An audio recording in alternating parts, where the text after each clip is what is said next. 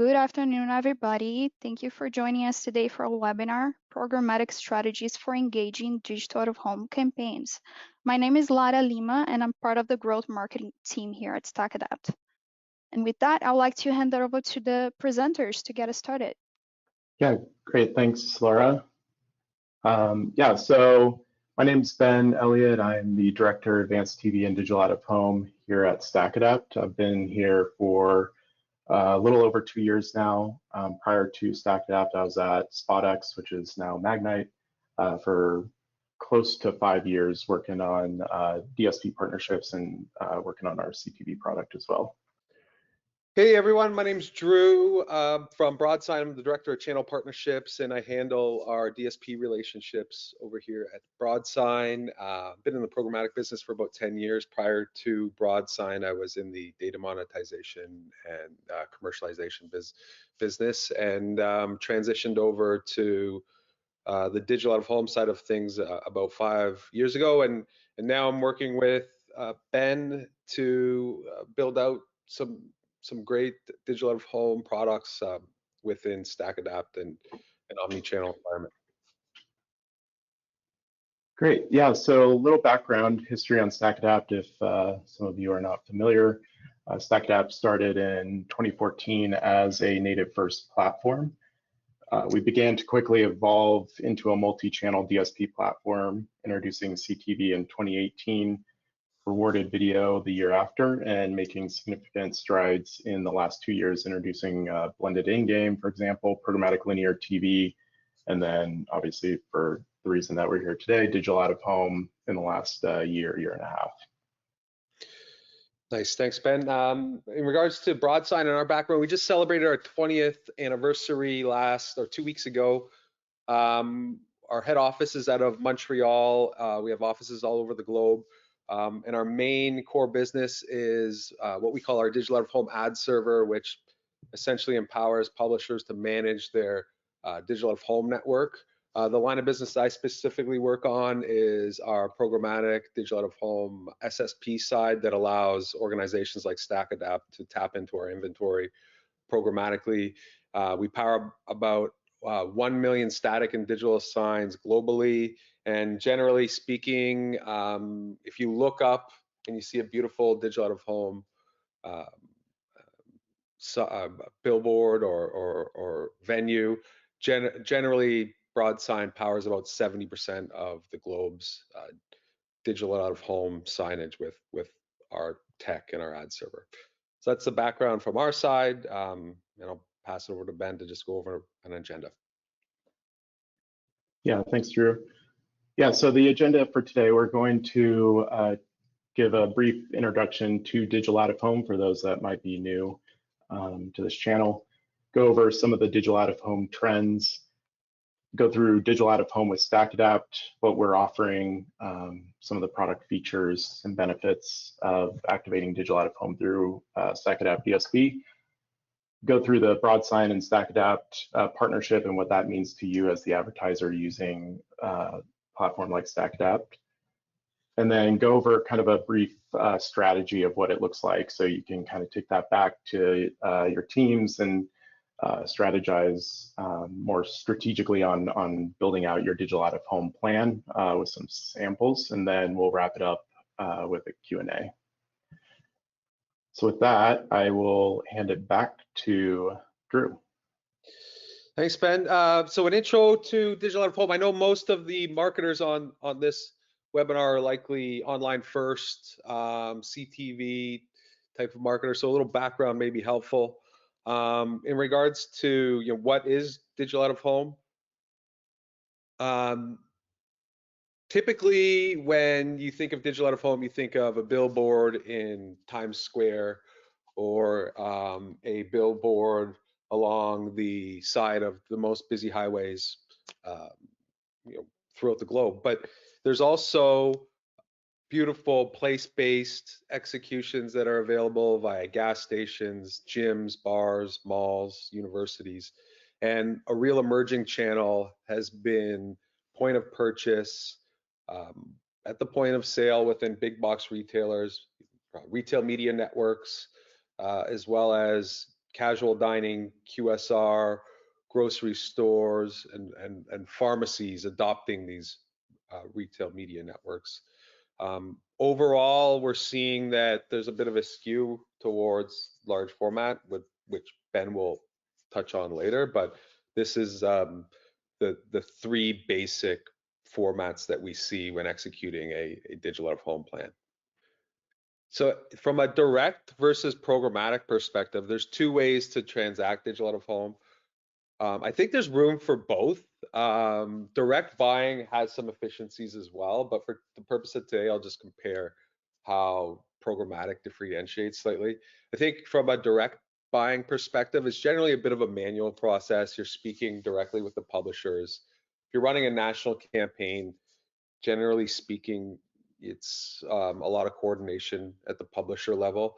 That being said, there is some organizations that specialize in that, but there are some challenges in regards to tracking the results, and typically optimization happens after a campaign is completed, and there's some flexibility challenges in regards to swapping creative or ad serving across multiple different publishers and coordinating that.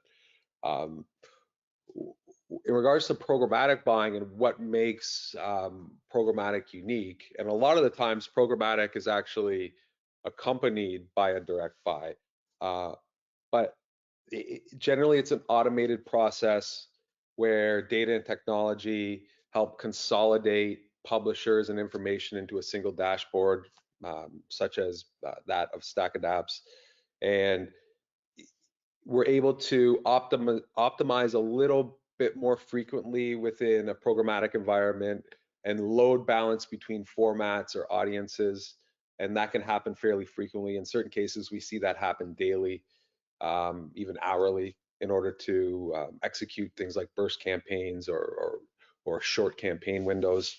And then from an execution standpoint, the thing that really stands out amongst programmatic is that you're able to implement day parts, traffic, weather conditions, activity amongst within the social realm. You can activate that across multiple publishers at scale fairly seamlessly within a programmatic environment. So from a methodology perspective,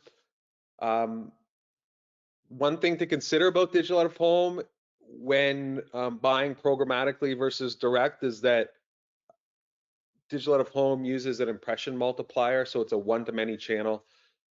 Every time an ad plays, multiple impressions are realized. So the way that the general standard occurs in that particular circumstance is a third-party audited geolocation or device ID vendor is able to then understand what the impression per ad play or impressions per ad play are based on the audience patterns that occur. So an example of that would be a GeoPath. So if you feel like understanding who those audience data providers are, just take a look at GeoPath, or in Canada you can look at Comb. And then from a experience perspective, digital out of home ads are bought basically on a loop. So within roadside, they're generally about an 8-second spot that plays. It's static, but then with a point of purchase or a place-based execution, generally speaking, you can run 7 seconds to 60 seconds depending on the environment, and they'll rotate in a slideshow fashion. So how do you generally get started with digital out of home? Do some research in regards to locations. What does your audience relate to? If you're a beer brand and you want to be associated with sports, maybe you look at sports stadiums. And then from there, you define your creative format. What works best from a execution perspective creatively? Was it video? Was it static based on the location? You can look at what the avails are based on your locations as well. And then also defining your message so there's some context behind it. And then keeping the brand recognition and the brand messaging consistent across the channel, and then being able to diversify your creative based on things like weather or QR codes or whatever it may be.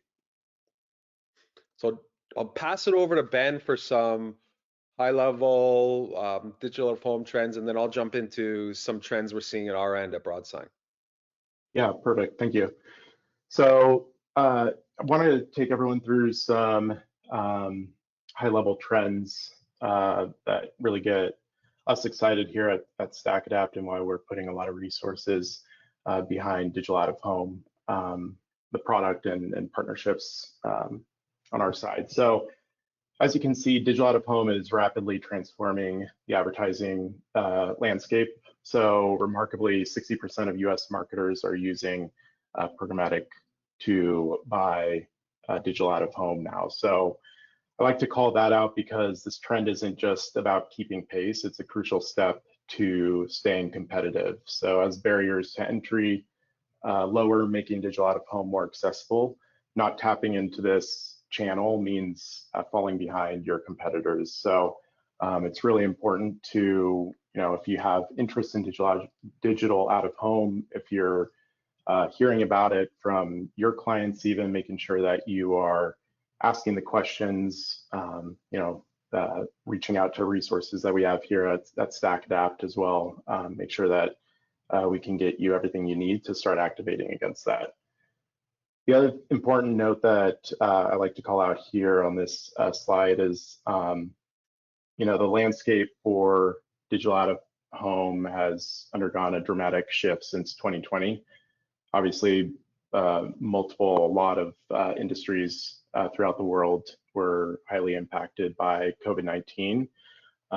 But digital out-of-home faced significant challenges because of the pandemic, particularly in the major cities, where travel, commuting, and social events were greatly reduced. So the nice thing to kind of call out here, though, is that the industry is bouncing back with remarkable resilience, and we're really excited about where it's heading, in 2024 and 2025. One kind of factor in that is a lot of the media owners that we're working with are rapidly digitizing placements and expanding programmatic inventory and enhancing their tech stacks, which is increasing inventory available, the ease of access into those placements. So through these advancements, it's forecasted an impressive 35% growth in the industry next year. So this represents massive opportunities for you as the advertiser to capitalize on this emerging channel. So the second trend that I'd like to call out is what we see in the trends broken down by format or venue type. I think this is important because this is virtually one of the first steps when you're looking to activate on digital out-of-home is understanding where you're actually going to run, so you can kind of cater those creatives appropriately. So with that said, as I mentioned on the previous slide, the pandemic brought a significant shift to the industry, reducing a lot of the commuting and social events. So advertisers pivoted their buys towards large format and billboard placements. And during the current year, as you can see here, that the billboard spending and large format has maintained its momentum, while some of the other formats like place-based and transit are still, regaining their footing post-pandemic. But the reason I like to call this out is it's crucial to maintain a balanced approach in your digital out-of-home strategies. So while billboards and large formats have gained prominence, they're premium placements, it's important not to overlook the value of the other formats when you're generating your media plan. Place-based and transit media, for instance, offer unique engagement opportunities and really capture the audience attention during critical moments in the consumer journey. So one thing I like to call out, especially in CTV, is advising clients to not essentially pigeonhole themselves into a plan where They're layering on audiences, really strict geo-targeting. They're also narrowing down to a specific maybe show or network, etc. That applies to digital out of home as well. So when you're building your strategy, kind of think of it bigger picture and understand how many of these out of home placements that your audience likely encounters throughout their day in the consumer journey. You know, and majority of cases, it's not just limited to billboards in large formats. They're also stopping at the gas station. They're going grocery shopping. They're out at restaurants and bars. All of those are opportunities to be able to capture and get your creative in front of those audiences as well. So I'll hand it over back to Drew. Hey, thanks, Ben. So what you're looking at here, Broadsign is one of the largest digital out-of-home SSPs globally. This is a snapshot of our advertiser growth from 2018 to 2023 year to date. As you can see, there's a bit of a speed wobble during the pandemic, as Ben mentioned, but since then we're seeing exponential growth from an adoption perspective. I pulled a stat recently with our inventory team, and at the end of 2023, mid 2023, we had 89% more programmatic digital out of home inventory available versus 2021. So what that means is for marketers and advertisers, there's much more inventory to tap into. All of those diverse assets that Ben mentioned earlier are available programmatically. And you can see that there's been some pent up demand that's occurred due to the flexibility and control that programmatic digital out of home does provide. So I always like presenting this slide because I think it's a great visual. Although there's not any real numbers that are assigned to it, it does provide some snapshots of what things look like from a growth perspective. So from a trend perspective, I mentioned earlier that in-store retail media is growing in popularity and is extremely beneficial, not only from a publisher perspective, but from a media buying and planning perspective. We have a whole team here at Broadsign that's assigned to developing our retail media networks. If there's any publishers on the call, feel free to reach out to Karim, and Karim Kanji, that is, and he can help out with onboarding some inventory. And then from a out of home price perspective, we're seeing some fluctuations. There's more bid pressure now. There is more competition. There's more advertisers flooding towards the channel than there once was.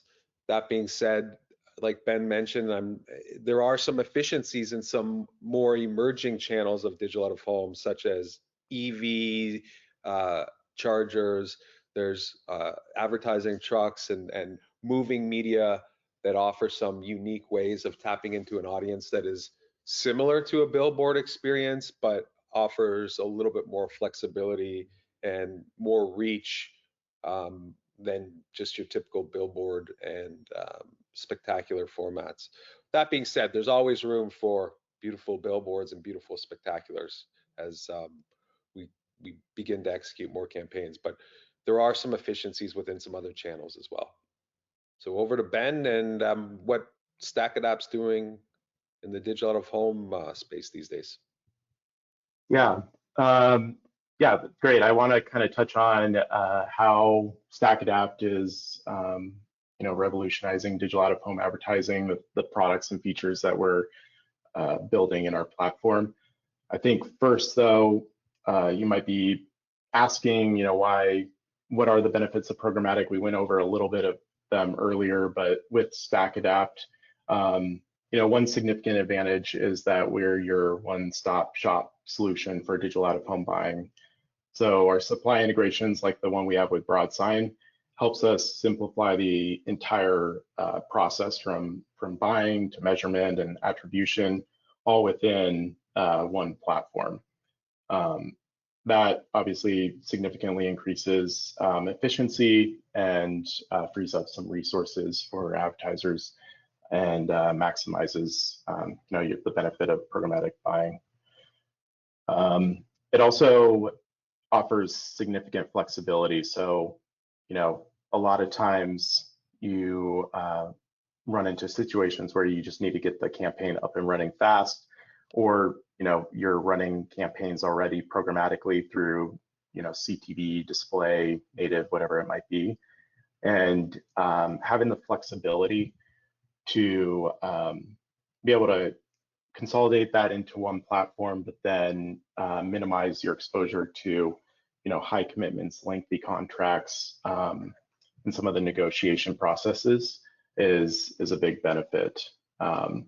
The other thing too is seamless integration with audience segments and targeting strategies across the various channels. So like I said, if you're already running some programmatic buying through StackAdapt or a DSP on various other channels, this means you can apply successful strategies that you've implemented in those channels to your digital out-of-home tactic.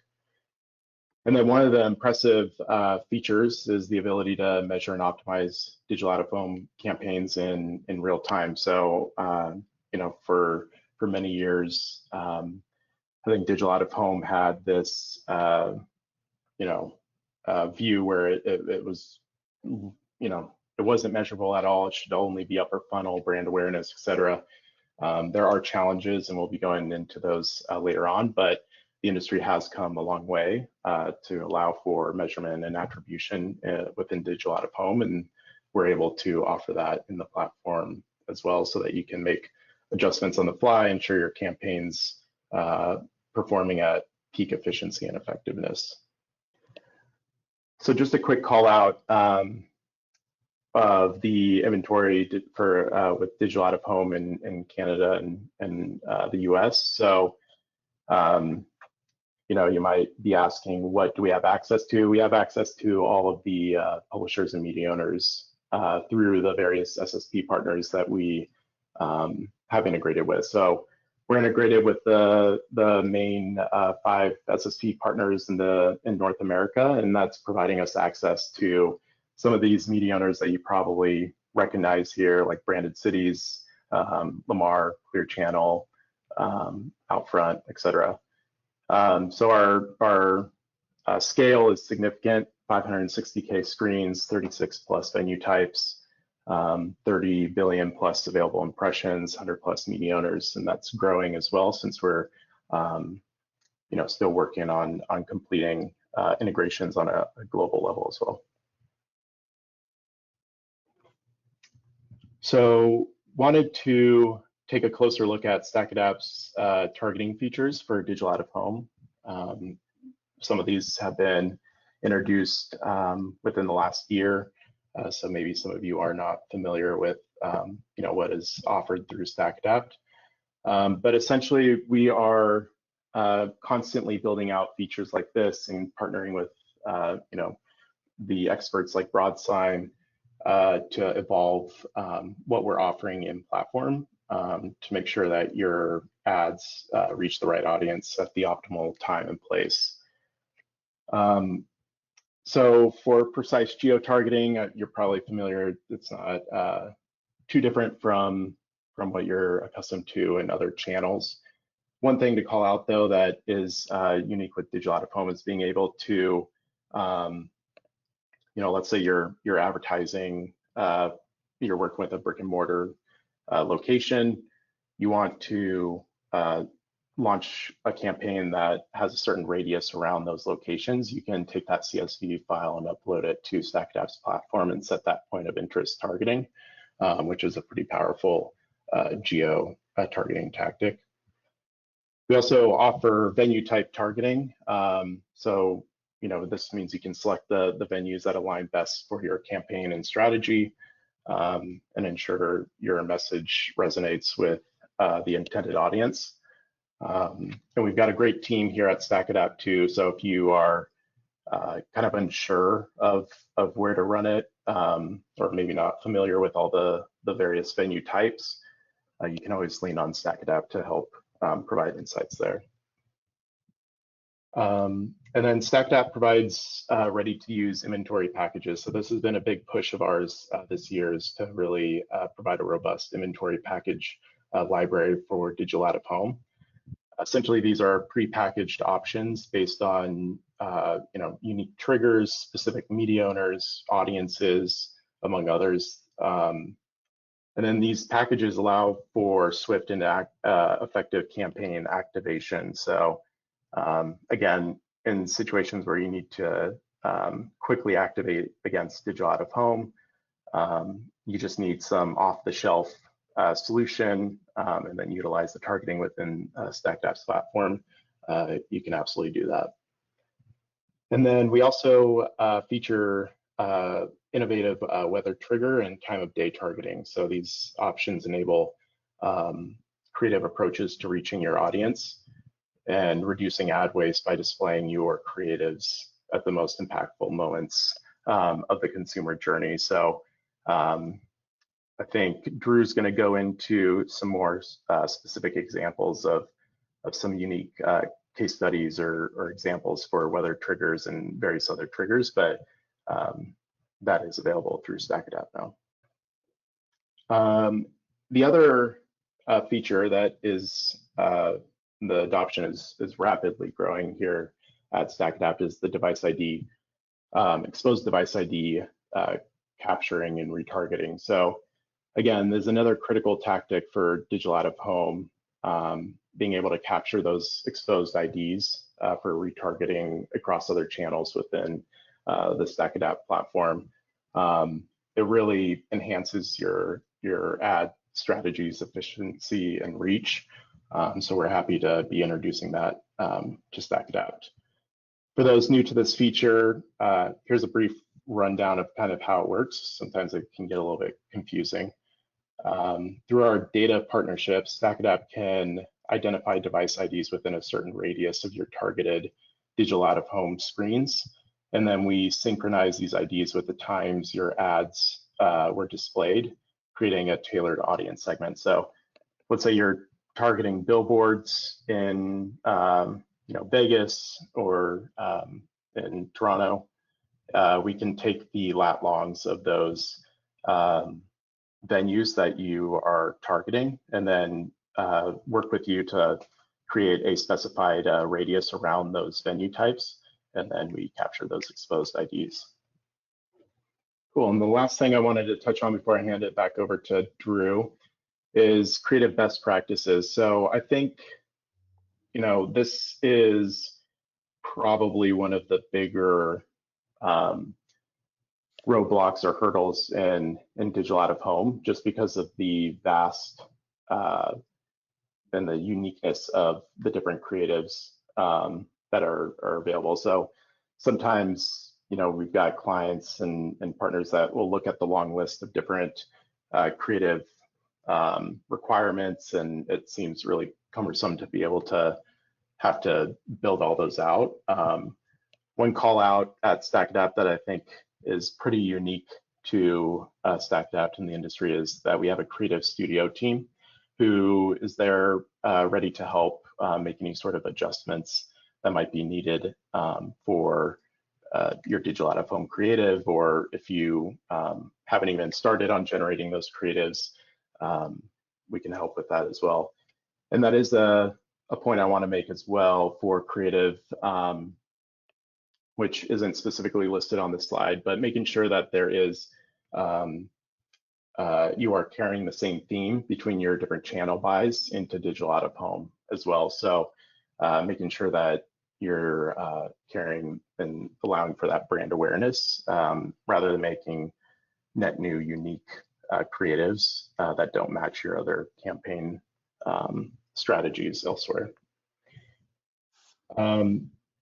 So one key best practice that I wanted to touch on, though, is avoiding white backgrounds. This one might come as like a little bit of a surprise to some folks, but essentially the LED technology on some of the boards, the white doesn't carry the same pop or vibrancy as other colors. And the other thing too that I really encourage people to think of with digital out of home is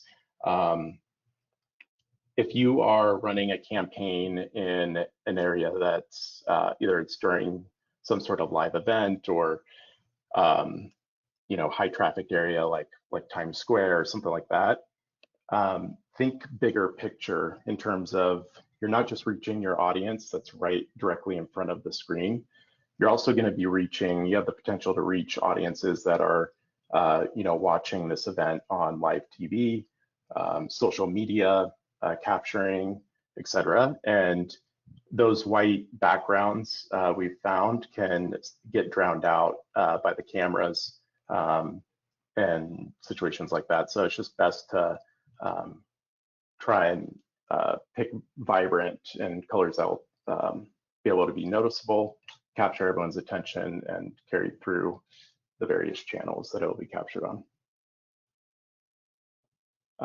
And then the other consideration is color schemes in relation to the time of day is also crucial. So especially for large format digital out of home, if you're utilizing time of day targeting, ensuring your creatives are designed to resonate with the audience at those specific times.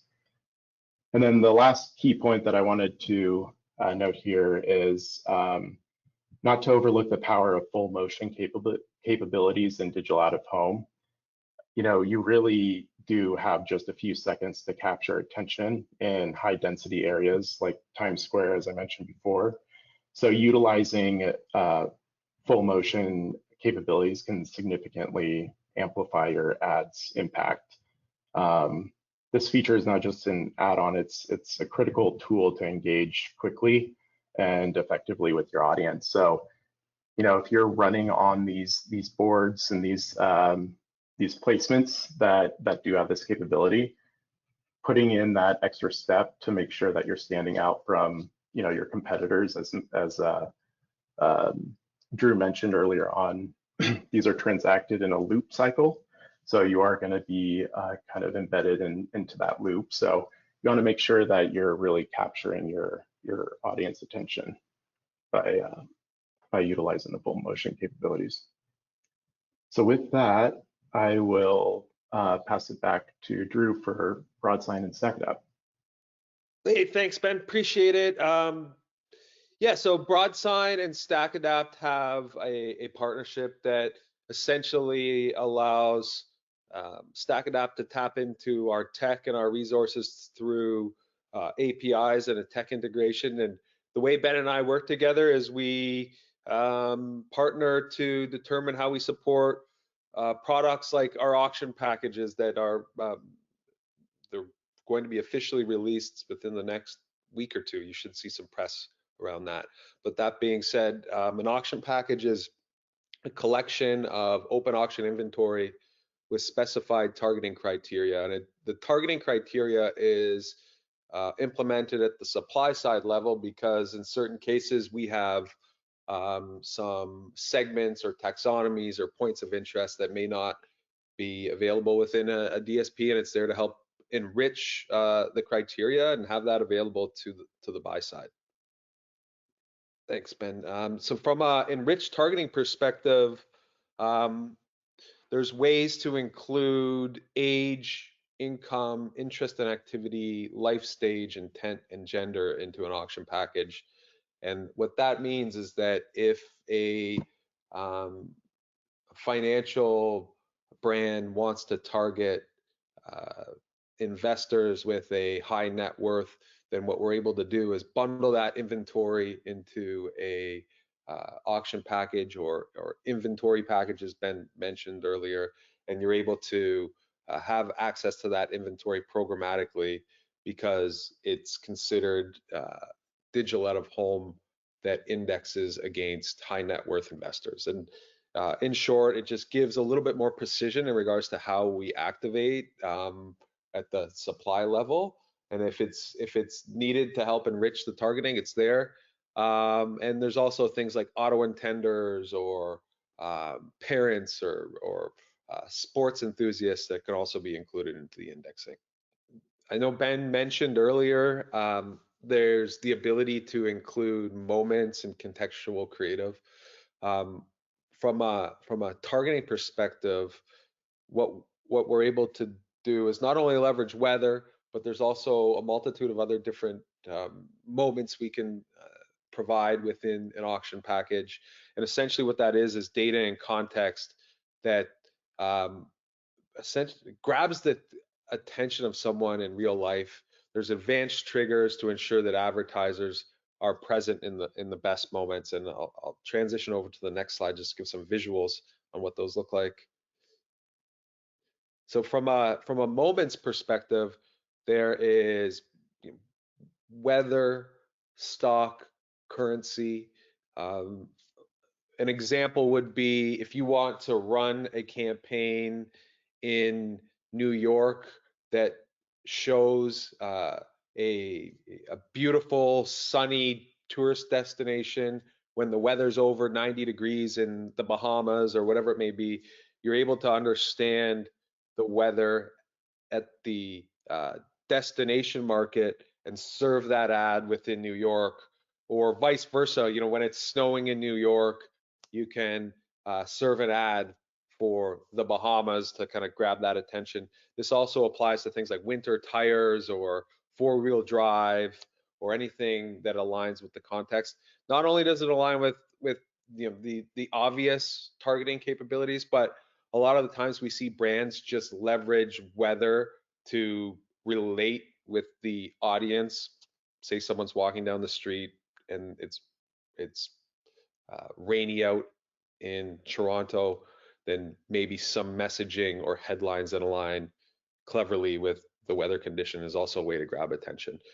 From a stock perspective, we've seen this tool used for grabbing the attention of investors and saying, hey, you know, Apple's up 2%, open a account now for a brokerage, or invest now in an ETF or something along those lines. From a currency perspective, we've seen this used to leverage travel and show value in a certain market. For example, you know, USD to Euro has been reasonably efficient these days. Same with USD to CAD. It's just a way to grab that relevance when someone's seeing a digital out of home ad, and a way to grab that elective attention when serving a digital out of home ad. So from there's also some crypto, commodity, and index triggers that are available as well. Crypto, this product was built in the middle of the pandemic when crypto was exponentially growing. There's a way to leverage the activity of the crypto market to then increase context, whether it's up or down, or you know, if you want to have a specific period that you want to focus on as well. Commodities, we've seen this for advertising electric cars when gas prices go up, or focusing on you know, efficiencies and empowering your home if natural gas is you know, up or down. And then from an index perspective, we've seen the S&P 500 index leveraged. You know, if there's a spike of 2% or 1% in a day, a luxury car ad is served, or a luxury vacation is served. And in certain cases, we've also seen a interest rate index used to push mortgages or savings accounts to then increase that adoption of those particular products and catch the attention of people in real life. So there's a few examples of how we've leveraged those. Hope that's helpful and provide some additional context on how we can partner with the StackAdapt team to help with the moment targeting. So from a measurement perspective, generally speaking, you're probably wondering, okay, this is all great. I'm a performance marketer. How do I, you know, create value and present to my team what the benefits of digital out of home are? And generally speaking, there's 4 key ways that we position measurement within out of home. Spike lift analysis. Did a digital out of home exposure result in more web traffic or app download lift. Footfall, did a digital out of home exposure lead to higher foot traffic and more in-store visitation? Brand lift, did we see that a message aligned nicely with brand recognition against competitors? And then also sales lift. There's ways that we can work with specialists, SKU-based or loyalty-based measurement providers to then understand if there was a sales lift based on digital out of home exposure, just to kind of manage expectations from the sales lift perspective. Generally, there's a high impression level that's required for these types of executions, but they are there. They're there if we need them, and there are ways to visualize the benefits of digital out of home within a nice visualized analytics package that a partner like Broadsign can provide. Okay, so what does a strategy look like? I'm sure you're wondering, okay, where does this fit? How do we implement this? And we'll go over a table quickly. We're reimagining the funnel a little bit with digital out of home. Digital out of home is just mainly upper funnel. That being said, there's almost like little micro funnels within the digital out of home funnel that we can apply. For example, a top funnel strategy, if you're just looking for mass awareness, if you're looking for something to catch the attention of potential consumers, generally speaking, we see a skew towards spectaculars, large format, place-based, and point of sale. You can see the media mix there from a digital out of home perspective and a load balance allocation perspective. From a mid-funnel strategy point of view, we see things to be a little bit more balanced across all formats. You can see that spectaculars is optional, because generally top funnel has a much larger budget and there's a much more of an impression goal assigned to top funnel, whereas mid funnel you need to be a little bit more precise in regards to how you spend and how you allocate impressions. Therefore, it's a little bit more spread out and further down. From a lower funnel perspective, we're seeing that targeting at the point of sale or in proximity to the point of sale is something that is being employed quite a bit. So an example of that would be, say you have a health goods product, we would then work with your team and the StackAdapt team to then isolate retailers that you have distribution via. Therefore, you're able to communicate that you serve this many impressions around a specific retail location. Then you increase the channel partnership or improve the channel partnership with that key retailer, because it shows that you're trying to move product off that particular shelf.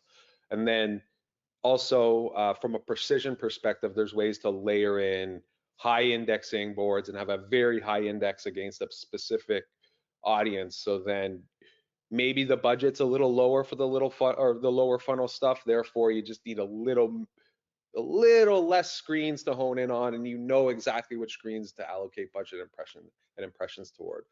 So I hope this is helpful in regards to what this looks like. Obviously, it's still top funnel, and there's not as much addressability within digital out of home as there are within other channels, but it does give a little bit of a snapshot on what we're seeing and how it's leveraged from a measurement perspective, and how marketers are incorporating this into a media plan.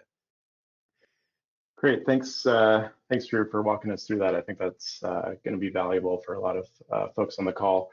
I guess with that, we'll wrap up and then we'll jump into Q&A. So just as a really quick closing thoughts, again, think of digital out of home as an extension of your existing media mix, and partner with multi-channel solutions. So again, ease of execution, flexibility, all of that, that's going to be key as you are firing up those digital out of home campaigns in the new year. And then at StackAdapt and Broadsign, I think we've gone over this pretty well today in terms of what this partnership means and what StackAdapt can in general offer to our clients through these types of SSP partnerships. But a lot of these experts on the digital out of home side have some cutting edge solutions, and we want to make sure that we're at the forefront of that to partner with the right supply partners and start implementing those as well. And then, yeah, as Drew mentioned, think of it as a full funnel approach with the caveat that, there's kind of these, it's kind of, again, reimagining the funnel. So making sure that you understand how your media plan, how you're breaking out the different types of venues and all the different options that go into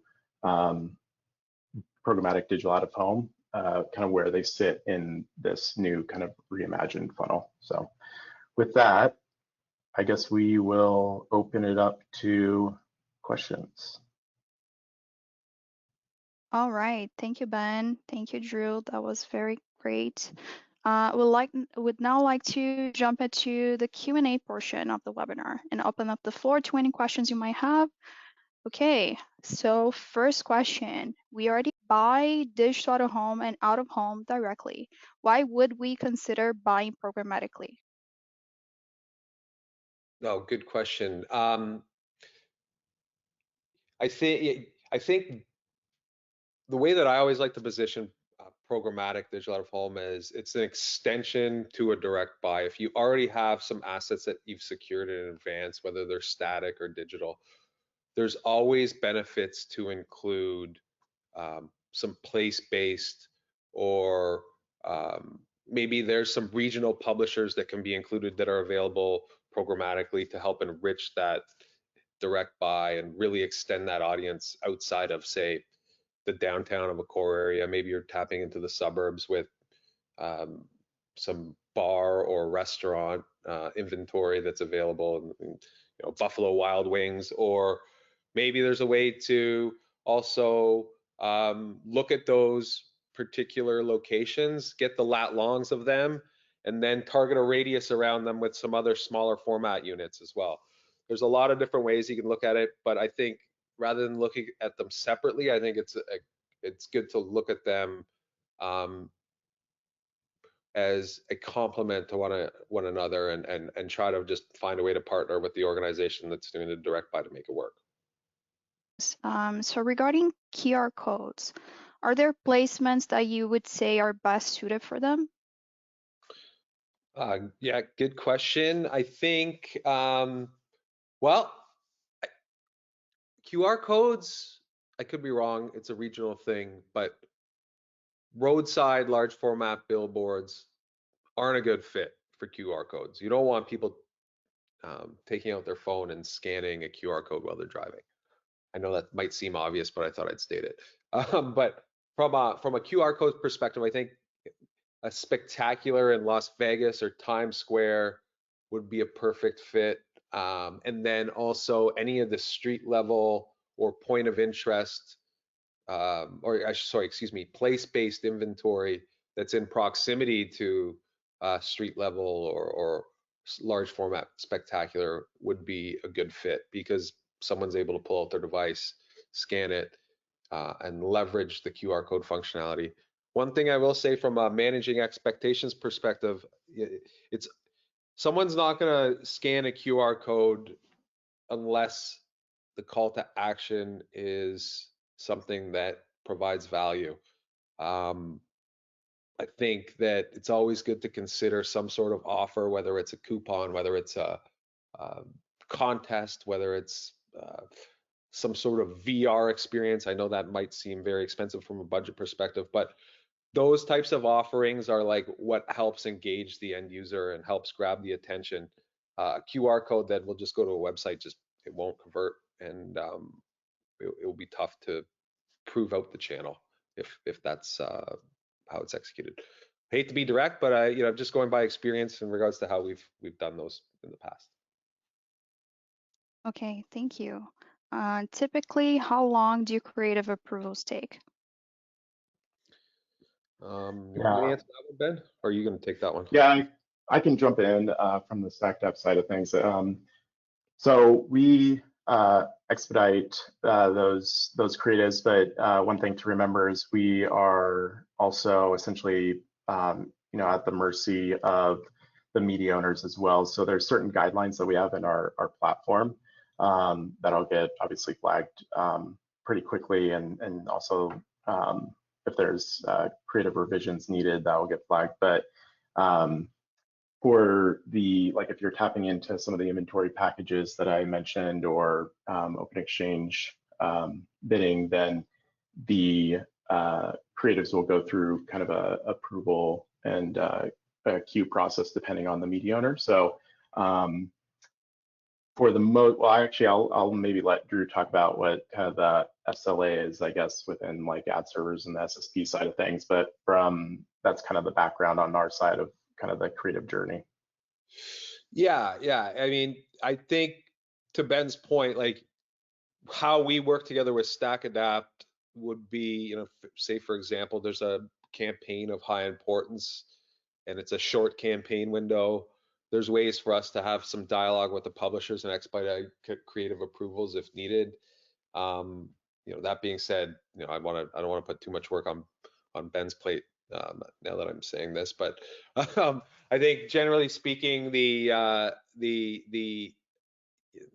approval times are like 24 to 48 hours. We see certain publishers approve right away, and we even have auto approvals set up with certain key advertisers that expedite the approvals and allow us to scale fairly quickly. But I always like to say, like, yes, we'll get a trickle of impressions probably within the first 24 to 48 hours, but the campaign probably won't be fully scaled until about, I don't know, let's call it 48 hours in. And that's conservative. All right, so we have one more question. If I wanted to run a digital home campaign for a client advertising an event, can we just enter the latitude and longitude and a 0.25 mile radius and bid on all inventory for that location? Yeah, good question. I guess, to unpack that a little bit, there's certain things to think about, depending on the event. If there's, folks that are going to be traveling to that event, like take CES for an example, or other major like industry events, NAB, et cetera, people travel for those. So a strategy could also be to expand that advertising a little bit more than just the immediate area around where the event is going to take place. But again, it depends on the certain scenario. If the if it fits for that campaign, then you can absolutely do that and upload those locations or that location into the StackAdapt platform and set a point of interest targeting around that, and then we would run. That campaign would run on any of the available programmatic spots in and around that location within that 0.25 radius. I don't know if Drew, you have anything else to add there? Yeah, I think, that's the basic framework for events. It's airports and the cardinal path to the event from the appropriate airports, and then within proximity. It all depends on budgets and what the avails look like. Obviously, there's going to be a ton of avails in New York, and there might not be a ton of avails in, let's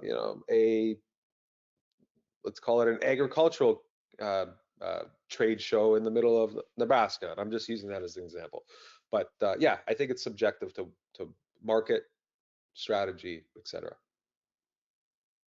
All right, amazing. Thank you so much again, Ben and Drew. And that concludes today's webinar. Thank you all for attending today. We hope we found both informative and insightful. We'll be sending out a follow-up email with the recording to all registrants, so stay tuned.